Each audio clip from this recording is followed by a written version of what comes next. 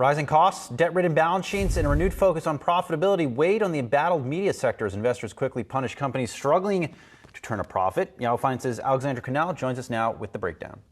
Thanks, Saz. It's been a wild ride for media companies this year. Netflix down 50%. Disney and Paramount Global, same story there, down roughly 45%. But that's nothing compared to Roku, which has dropped 80% on the year, with Warner Brothers Discovery and Spotify sinking more than 60%.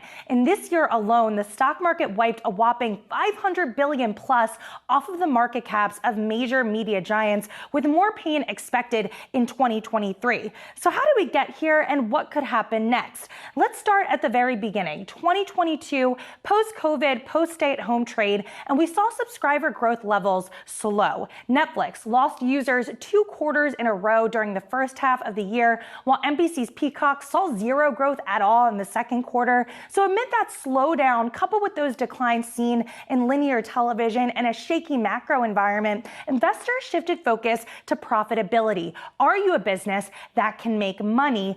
As a result, we saw mass amounts of layoffs, hiring freezes, massive restructuring efforts. And remember, these companies were spending tens of billions of dollars a year on just content alone. So it was a huge transition. But despite it all, there were some bright spots in 2022. Number one being ad-supported. Netflix and Disney rolled out their respective ad tiers towards the end of this year. A lot of optimism on the street when it comes to how advertising can help add incremental revenue and help hedge against churn, especially as competition intensifies. So that's something to look out for in 2023. Another highlight was that studios regained confidence in the box office. We had some record-breaking movies this year. Top Gun: Maverick smashing a 15-year-old record, by far the top movie of the year. And then those Marvel films like Wakanda Forever, Doctor Strange also killed it, easily nabbing 100 million plus openers. And even though Avatar 2 did miss expectations,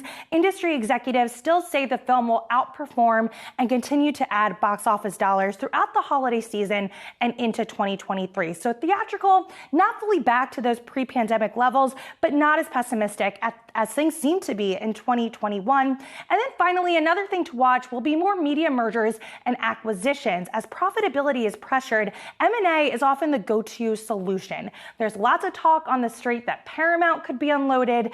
Disney, what will Bob Iger do with ESPN and Hulu? And what about WBD? Could that be a potential acquisition target down the line? So there will be assets for sale. It's a direct result of this soul-searching moment for the industry. In 2023, it's going to be a year of tough decisions. And I think it's safe to say not every media company is going to survive that.